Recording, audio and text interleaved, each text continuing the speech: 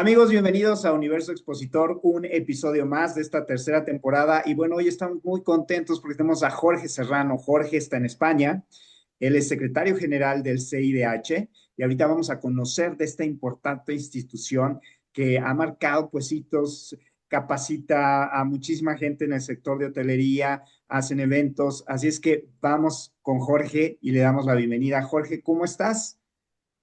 Hola José, muchísimas gracias por invitarme y por invitar al CIDH a este maravilloso podcast. Esperamos ser de utilidad para tu audiencia y muchísimas gracias por tenernos aquí.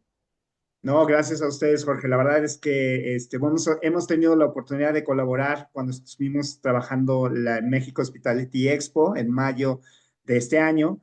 Así es que dije, no puedo pasar la oportunidad de poder conversar con mis amigos de CIDH y de que la gente conozca, sobre todo aquí en Latinoamérica, todo lo que ustedes hacen, aunque ya son muy fuertes.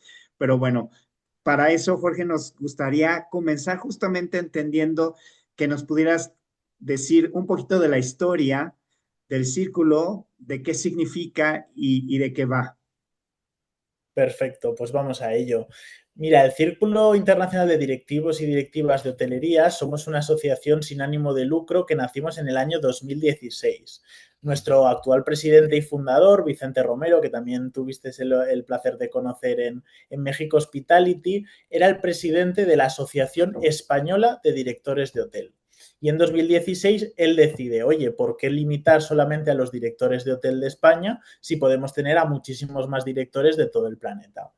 Desafortunadamente, los estatutos de la Asociación Española, como su propio nombre indica, pues no permitían que hubieran otros directores de otras partes del mundo. Por lo tanto, él abandona la presidencia de la EDH, que es la Asociación Española, y funda en 2016 el Círculo Internacional, que compartiendo valores, compartiendo la misma filosofía que la EDH, abrimos ese campo a los directivos de todo el planeta. Esa apertura y esa filosofía, como por ejemplo de no cobrar cuota de acceso, somos una asociación de las pocas que somos gratuitas para todos nuestros miembros, nos ha Wow. permitido en tan solo 10 años que cumplimos en 2026, pues posicionarnos como la mayor red de directivos y directivas de hotelería a nivel mundial, sumando 39.400 socios a día de hoy y presentes en 73 países.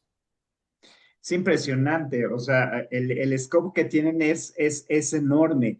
Y cuéntanos entonces, ¿qué requisitos hay para poder ser miembro?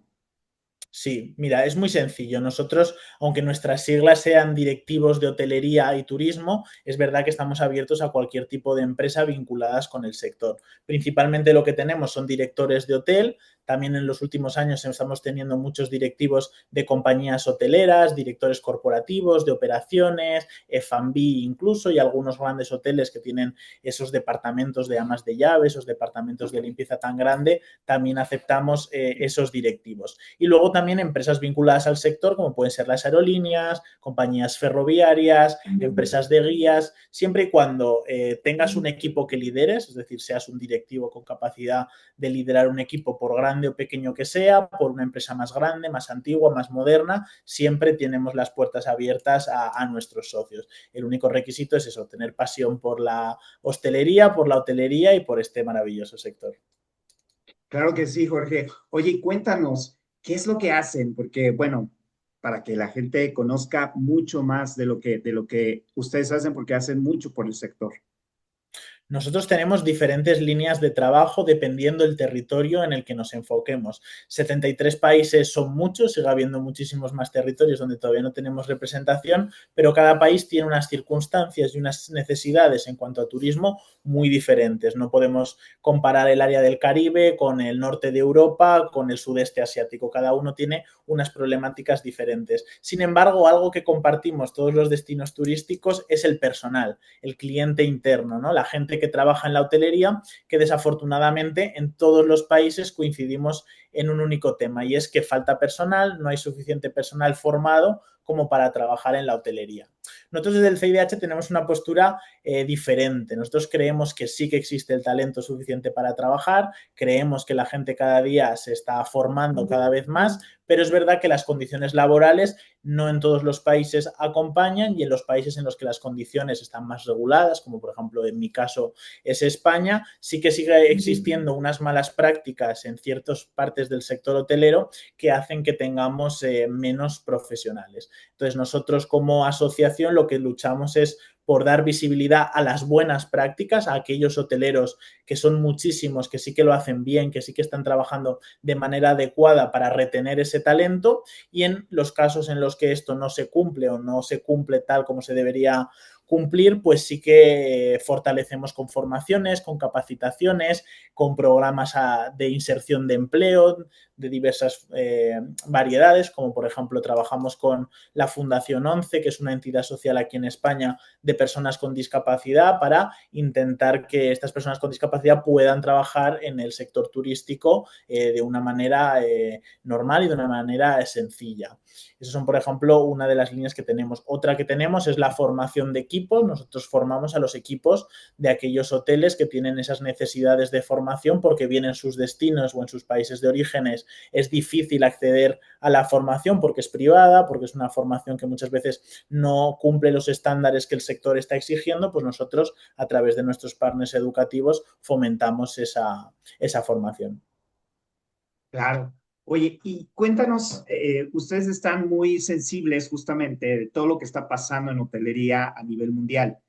¿Y cuáles serían hoy las tendencias que ustedes han detectado como CIDH que están, pues, llegando a la hotelería? O sea, ¿hacia dónde nos estamos moviendo en términos de esta hospitalidad que cada día, pues, a partir de pandemia, no sé si estarás de acuerdo conmigo, se incrementó la cantidad de personas que queríamos salir por el encierro y tuvimos incluso un pico bastante grande.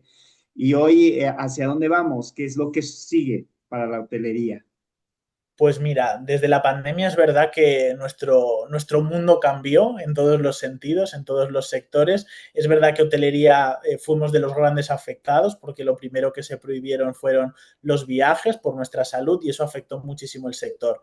Es verdad que a día de hoy en casi todos los países estamos recuperados, hay ciertos destinos que todavía no han completado esa recuperación y en muchos otros casos se ha superado ya las cifras tanto de ocupación, de ingresos respecto a los años de la pandemia. En cuanto a tendencias, observamos varias cosas. Por un lado, ha cambiado la mentalidad de los empleados, pero también de los empleadores. Antes se valoraba muchísimo más el salario, por ejemplo, las condiciones que influían en los factores económicos y actualmente estamos viendo que no, que se prioriza muchas veces el horario flexible, la posibilidad de teletrabajar. Todo esto en nuestro sector es complicado, ¿no? Porque cuando todo el mundo tiene vacaciones, nosotros es cuando más trabajo tenemos.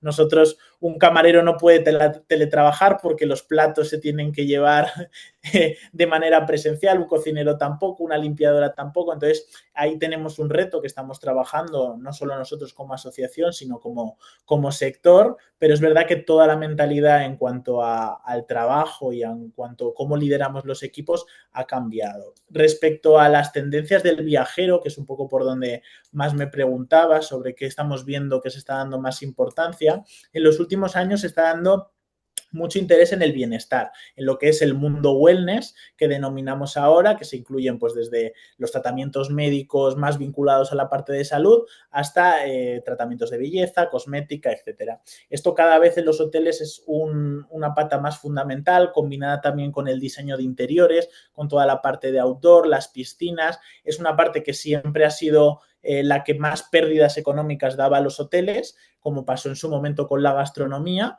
pero que cada vez la gente o los hoteleros se han puesto las pilas para poder revitalizar esas zonas y convertirlas en lo que realmente son, ¿no? Un aporte de valor añadido al cliente. Wow. Oye, aquí tengo dos puntos que creo que son muy interesantes. El primero sería el tema que hablabas de esta flexibilidad de horarios. Y creo que tiene que ver mucho con las nuevas generaciones, ¿no? O sea, ustedes los jóvenes creo que ahora valoran más el trabajar para poder vivir que vivir para trabajar, ¿no? ¿Qué me podrías decir al respecto? Porque pues digo, sigo siendo tú de una generación joven, de los nuevos valores que están ya muy posicionados, ¿qué me comentarías acerca de esto? Pues mira, aquí yo te diría una palabra que es consenso, consenso entre los trabajadores y la empresa. Es verdad que en nuestra profesión, como comentaba antes, la flexibilidad horaria no siempre es posible. Un turno de noche en una recepción del hotel va a ser un turno de noche y vas a tener que trabajar todas esas horas. Los turnos de un cocinero, ¿no? De cuándo comemos, pues la gente seguimos comiendo, cenando y desayunando a las mismas horas. En ese sentido, ahí no puede haber flexibilidad horaria porque nuestro sector no lo permite, no podríamos dar ese servicio con esos estándares de calidad.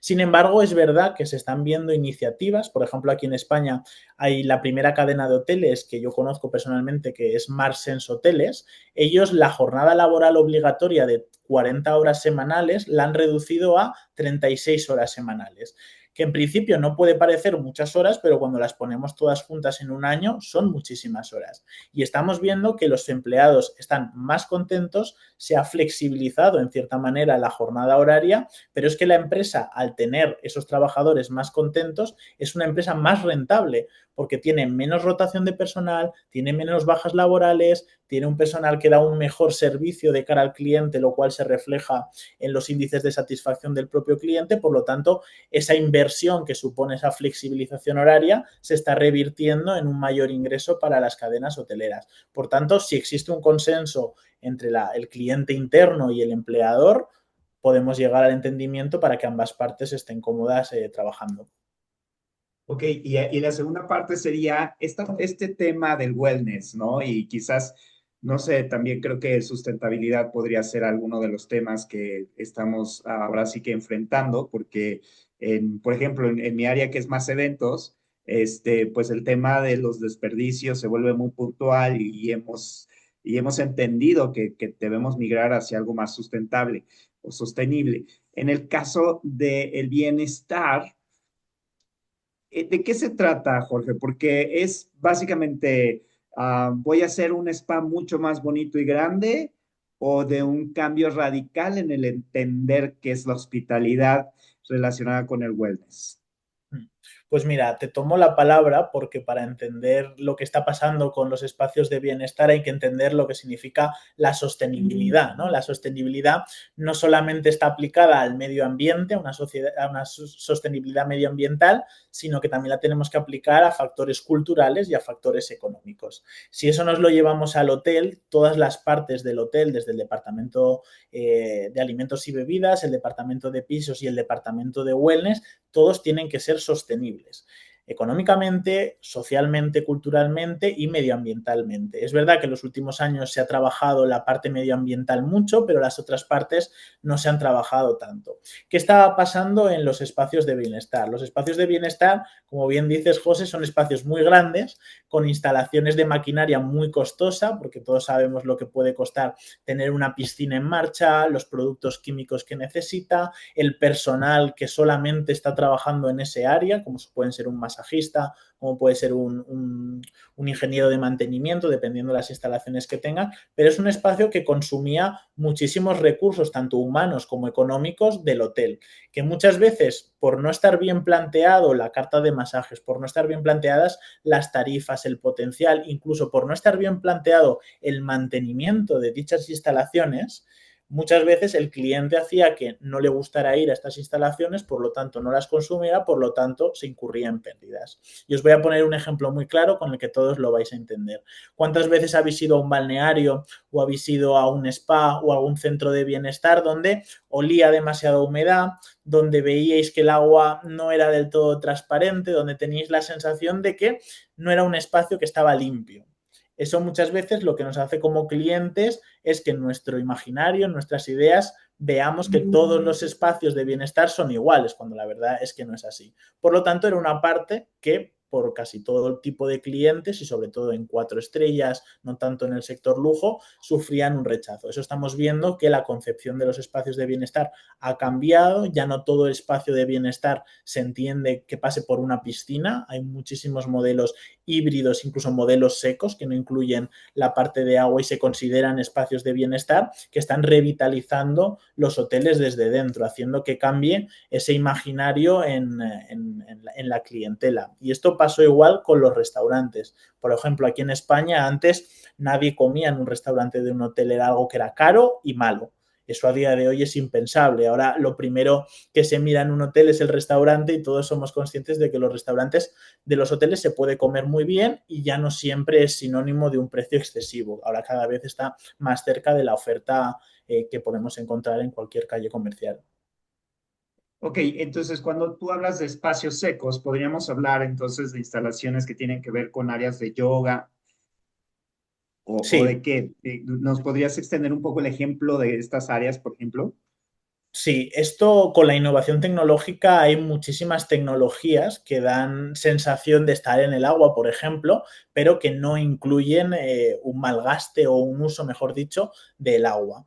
Entonces, eso podría ser como la parte más innovadora que sustituye a esos espacios de bienestar tradicionalmente vinculados por el agua, pero un espacio de bienestar se considera algo holístico, es decir, un centro deportivo, según cómo plantees la oferta, cómo plantees las actividades, se puede considerar un centro de bienestar con actividades como yoga, meditación, un masaje es un centro donde se hace un masaje puede ser considerado un centro de bienestar y no implica que haya una piscina, incluso luego opciones de como una sauna o un baño turco, que también es calor, sí que está más vinculado al agua, pero no deja de ser un espacio totalmente diferente a lo que conocemos como una piscina tradicional o el jacuzzi, que es lo que todo el mundo tenemos en mente cuando pensamos en un balneario. Por tanto, esto también ha cambiado la concepción en la que los hoteles crean sus espacios de bienestar. No siempre tienes que tener una piscina para poder generar un espacio de bienestar que tus clientes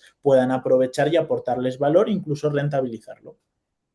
Ok, muy bien. Y me parece muy interesante esto que hablabas de los restaurantes y esta visión de calidad y de valor real al estar en un restaurante, cuando además tenemos una oferta gastronómica muy, muy fuerte en los destinos turísticos, cuando menos, pues la oferta gastronómica siempre tiende a ser bastante robusta, bastante fuerte, y entonces tú como hotel competir contra eso se vuelve a veces titánico, ¿no? Entonces, en este sentido, ¿tú crees que la hotelería estaría cambiando en algún punto, a lo mejor arquitectónicamente? También está un poco este tema de los espacios que se rentan ahora privados en sustitución de un hotel y que yo voy y estoy en una casa de alguien.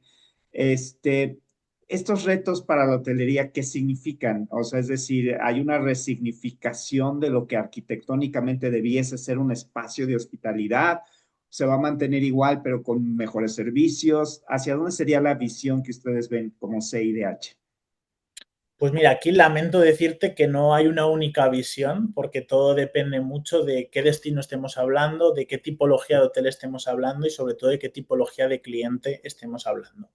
Principalmente a día de hoy, en todos los países, algo que es común es que el precio es lo que marca el valor diferencial de ir a un hotel o ir a otro tipo de establecimientos. Casi toda la clientela prefiere apostar por el hotel, prefiere ir a un hotel, sin embargo, los precios tan elevados que suele haber en casi todos los destinos turísticos es lo que hace que se mueva hacia otros tipos de establecimientos como pueden ser las viviendas turísticas, los apartamentos, lo que conocemos como Airbnb, ¿no? Este Airbnb, este fenómeno, muchas veces viene acompañado de prácticas ilegales, ¿no? En muchas ciudades los Airbnb que vemos no están completamente regularizados y como hemos visto en ciudades como Nueva York o hemos visto en ciudades como Barcelona, se convierte en un problema real.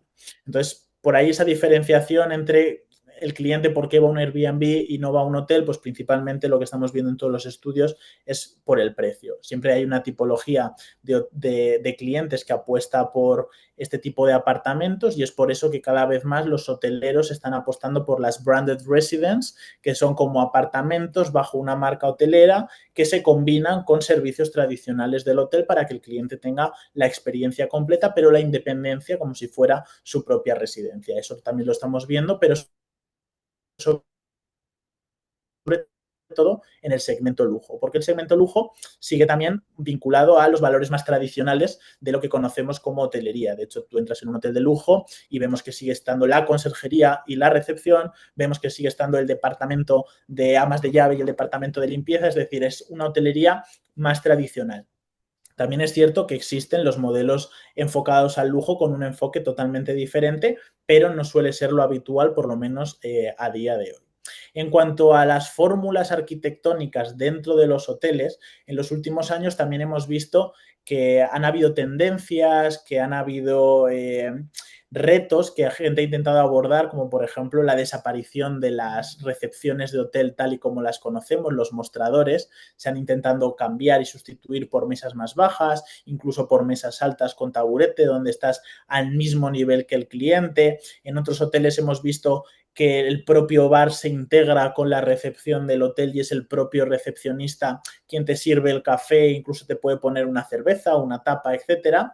Y eso lo que estamos viendo es que se puede hacer, se puede trabajar siempre y cuando tu tipología lo acepte y le aporte algo de valor, pero hay que tener muchísimo cuidado con nuestro cliente interno. ¿Qué es lo que ha pasado? Si tú tienes a un recepcionista que al mismo tiempo también tiene que hacer de camarero, pero solo hay un recepcionista, le sigues pagando lo mismo y te ahorras un puesto de trabajo, pues al final lo que estás haciendo, a más allá de que aportes más o menos valor al cliente, es que tu cliente interno, tu empleado, que es la máquina que va a mover tu empresa, cada vez se siente pues no quiero decirlo como tal, pero más explotado, porque es lo que está pasando, y es por eso que esos modelos cada vez están fracasando y cada vez se ven menos. Entonces, yo te hablaría como tendencia general, ya os digo, esto es muy general, luego cada hotel, cada destino tiene un particular muy diferente, pero lo que estamos viendo es que se está extremizando el sector. Es o sector lujo, donde los valores tradicionales persisten, o conceptos muy modernistas, pero muy vinculados a un segmento más económico. Ok, perfecto. Fíjate qué interesante lo que nos comentas. Y para esto, por supuesto, se requiere de una capacitación. Se requiere de entender estas tendencias, hacia dónde van y qué es lo que viene, ¿no? Y para eso ustedes generan muchísimo contenido de mucho valor, ¿no? Entonces, ustedes hacen congresos constantemente, además de participar en eventos internacionales, en exposiciones, ferias, etcétera. Cuéntanos un poquito de esta área de CIDH y cómo lo manejan. Pues mira, nosotros el tema de la formación lo enfocamos de dos maneras. Por un lado, formación tradicional vinculada a una universidad, vinculada a una escuela de negocios, a una escuela de hostelería y turismo, donde ofrecemos cursos que van desde 40 horas, que sería el mínimo horario que tenemos para dar una capacitación, hasta cursos más largos que damos a lo mejor de un año en colaboración con alguna universidad que son de un programa muchísimo más completo y muchísimo más largo. Eso es lo que todos entendemos como esa formación tradicional. Pero nosotros creemos que hay muchísimo valor en participar en ferias, en congresos, impartir conferencias, porque de esta manera creamos en píldoras de contenido muy pequeñas, porque un congreso no dura más de una mañana o no dura más de un día, hay algún congreso más largo, pero en general los que solemos trabajar suele ser de un día, donde lo que buscamos es ponernos en el lugar de nuestro asociado, que casi siempre suelen ser directores de hotel. Si yo soy un director de hotel y voy a hacer el esfuerzo de acudir durante una mañana o una feria, quiero llevarme el máximo aporte de valor. ¿Cómo conseguimos ese máximo aporte de valor? Por un lado, con la parte expositiva que hay en las ferias, ¿no? Todos esos stands, todas esas demostraciones de productos, esos workshops, esos show cookings cuando hablamos de un evento como el que José lideró la pasada edición y una primera edición que fue éxito en números. pues vemos que hay un primer aporte de valor. Y ese aporte de valor se complementa cuando existen conferencias, cuando existen charlas, cuando el hotelero, aparte de ver de manera real qué se está viendo en su mercado, qué se está viendo en el sector, puede sentarse y escuchar a otros compañeros, que es una de la filosofía que nosotros hacemos. Nosotros no somos maestros, no somos profesores, nuestra filosofía es de directores de hotel para directores de hotel. Cuando tú ves a otro compañero hablar, compartir problemáticas, ver sus puntos de vista y los compartes, o no tienes por qué compartirlo, pero tienes un punto de vista diferente, es donde se crea ese aporte de valor y donde se consigue aprender, que es un poco lo que buscamos y fomentamos desde el CIDH, aprender nuevos métodos, aprender nuevas metodologías, aprender de nuevos compañeros, es decir, cómo podemos mejorar nuestro sector, nuestro hotel, nuestra empresa, sea cual sea el objetivo. Vaya, muy bien. Y en este término, hoy, ¿cuál es el reto para un director de hotel? Igual, es decir, había un perfil, ¿no? De, digamos, los baby boomers, a lo mejor la generación X, éramos de entrar al hotel desde barrendero, ya sabes, y llegar a ser director del hotel, pero pasar por todo pues todas estas áreas de hospitalidad dentro del hotel. Pero hoy, ¿qué sucede? ¿Es lo mismo? ¿El perfil de los directores está cambiando? ¿Cómo lo ves? ¿Cuáles son los retos como director de hotel hoy que debes de tener? Pues mira, hay muchísimos retos y esto daría para otro podcast entero sobre los retos de los directores de hotel.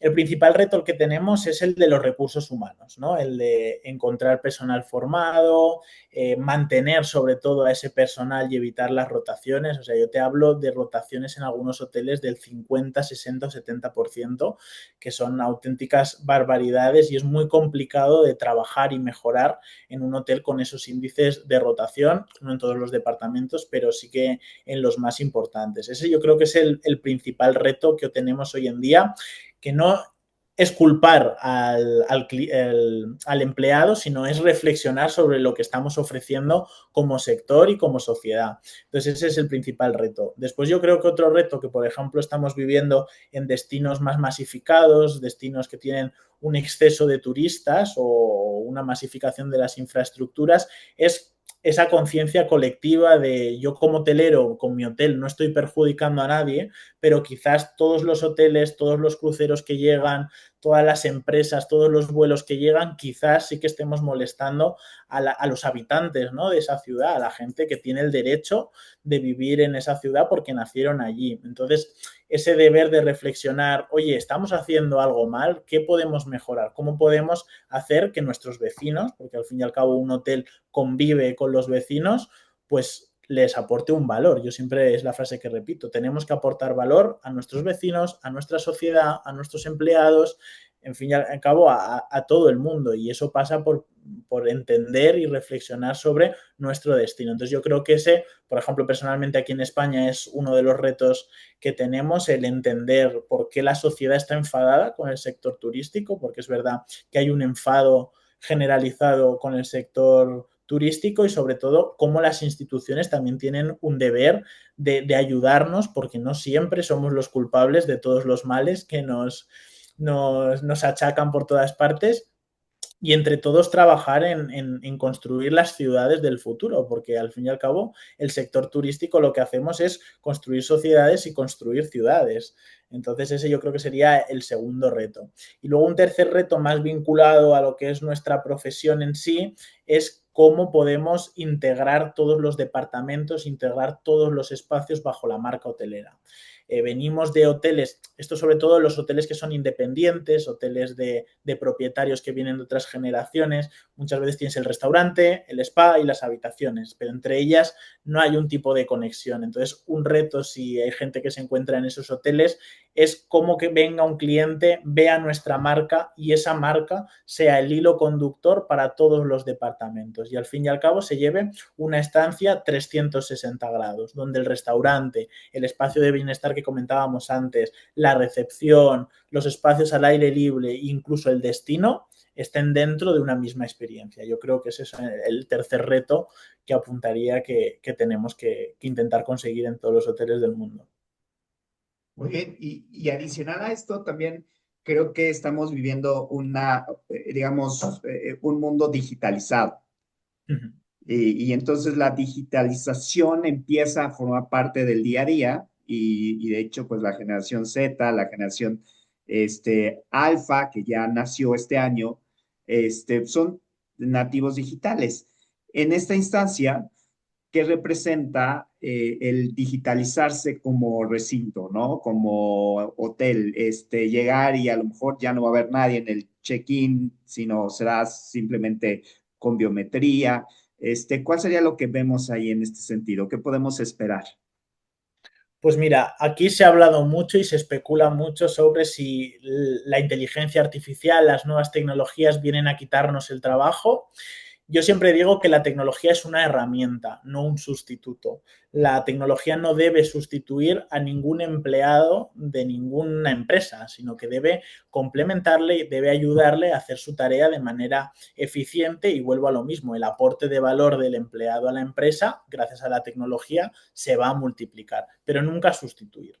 Es verdad que a día de hoy la idea de entrar en un hotel y que haya robots, de que haya un check-in biométrico, pues a un cierto segmento de cliente le puede interesar, pero por la experiencia, más allá de la practicidad. Pero al fin y al cabo, José, cuando tú viajas mucho, que seguro que tú has estado en miles de hoteles, llega un momento que quieres ver una cara humana, quieres ver que te digan un buenos días en la entrada, que cuando te sirven la cerveza le puedas preguntar, oye, ¿a ti cuál te gusta más? Y más en México, ¿no? Que compartimos cultura y somos una cultura de hablar, de estar con los demás, de compartir. Eso la tecnología no lo permite, la tecnología no tiene emociones, la tecnología no siente, no piensa.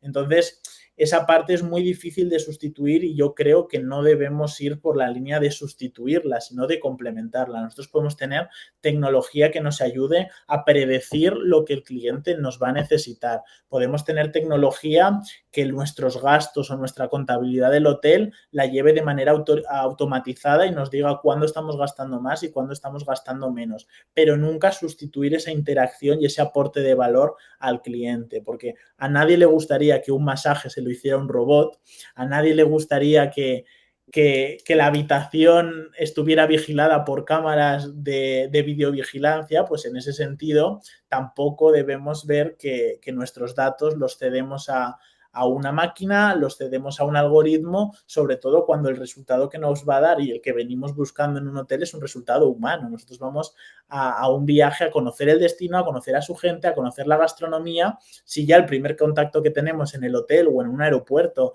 o en un taxi es una máquina y nada más, pues vaya experiencia nos vamos a llevar de ese destino. Por tanto, creo que tecnología nos va a ayudar muchísimo, pero nunca nos va a sustituir.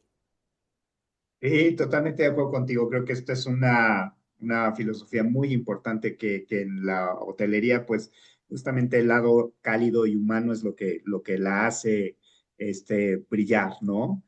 Y para ir terminando, Jorge, me gustaría que nos dijeras, eh, con la experiencia que tienes, porque toda esta información que tú recabas cuando vas a los congresos, etcétera, la curaduría que haces también de los conferencistas, etcétera.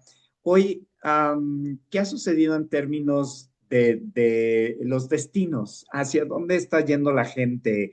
¿Qué pasa en Asia? ¿Qué pasa en América? ¿Qué pasa en Europa?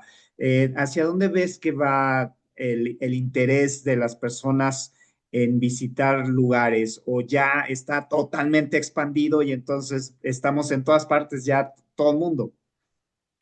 Pues mira, ya estamos en todas partes. Es decir, rara vez te encontrarás ya un destino en el que no haya nadie. Siempre en cualquier destino hay un pequeño hotel, una pequeña casa de huéspedes, siempre hay infraestructura turística y eso quiere decir que alguien ha estado antes que tú y por lo tanto hay muchísimas visitas. Sin embargo, los turistas, y ya me pongo en la piel de cuando yo me voy de viaje, todos decimos aquella frase de yo quiero ir donde no haya gente.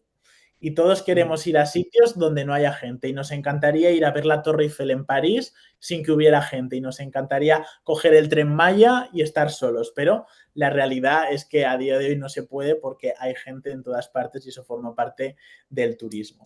Sin embargo, lo que se está buscando cada vez más es que los destinos no estén masificados, es decir, que sean destinos sostenibles, sustentables, la palabra que queramos decir.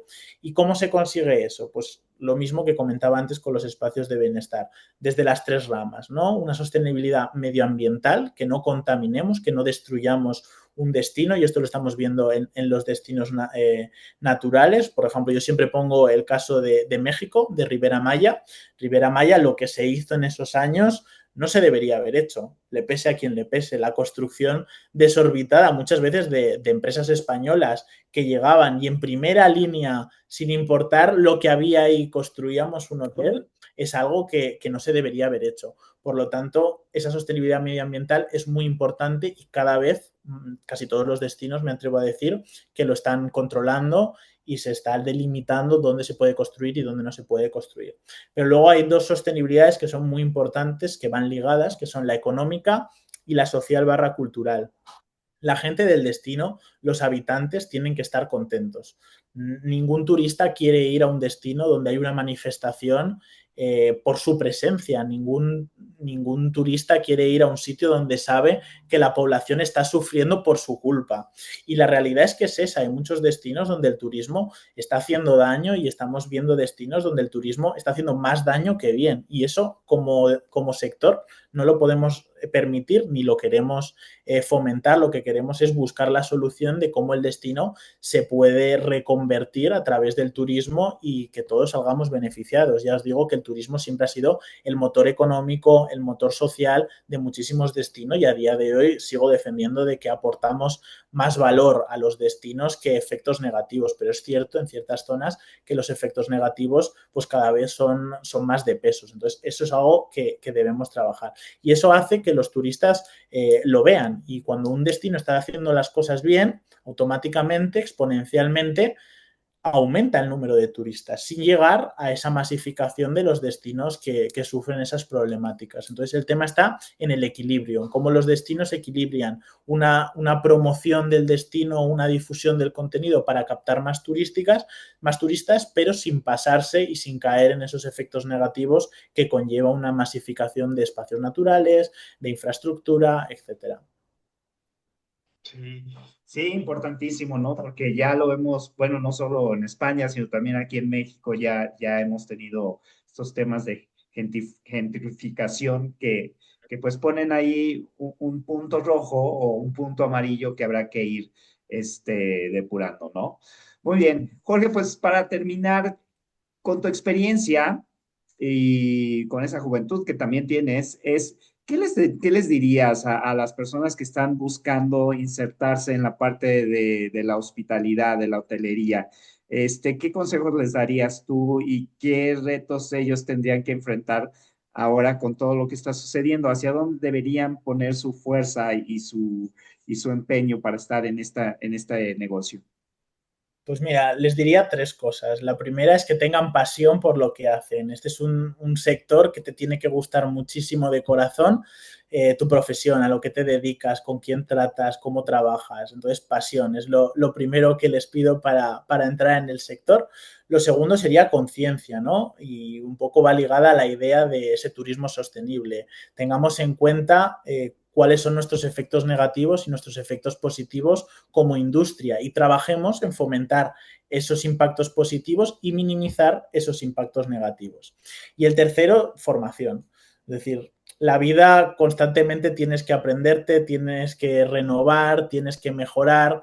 Entonces, nunca naces aprendido y luego, sobre todo, nunca tienes que dejar de aprender. Este sector, como todos, cambia muy rápido. De repente te llega una pandemia, algo que nadie tenía previsto y tienes que cambiar toda tu estrategia. Entonces, la formación es algo fundamental y sobre todo yo diría que aprendan de la gente experta que se está retirando. La gente más mayor que ahora está a punto de abandonar las empresas tienen una cantidad de conocimiento impresionante que muchas veces no se valora. Que piensas, como es mayor, no sabe de nada, ahora todo ha cambiado. No, al contrario, la gente más mayor, la gente que lleva más años en la empresa, es la que más experiencia tiene y la que más valor aporta a una persona joven. Entonces hay que escucharles, hay que sentarse a tomar un café con las personas más seniors de la empresa y simplemente escucharles, escuchar, hasta que tú, por tu propia experiencia, valides lo que ellos te están diciendo.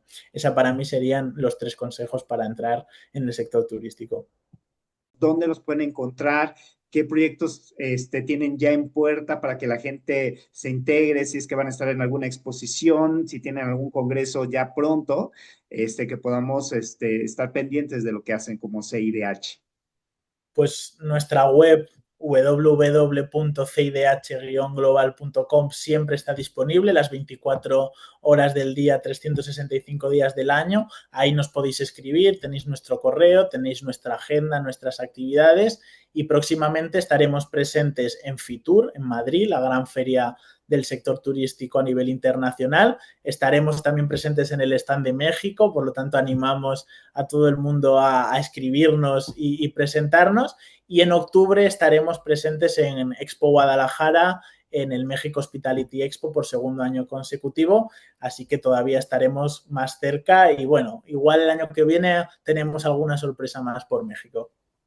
Excelente, pues muchísimas gracias, Jorge. Gracias. Un saludo a toda la gente de CIDH que trabajamos genial con ustedes. La verdad fue, la calidad de sus ponentes fue extraordinaria. Creo que la resultante, como bien dijiste, fue muy buena.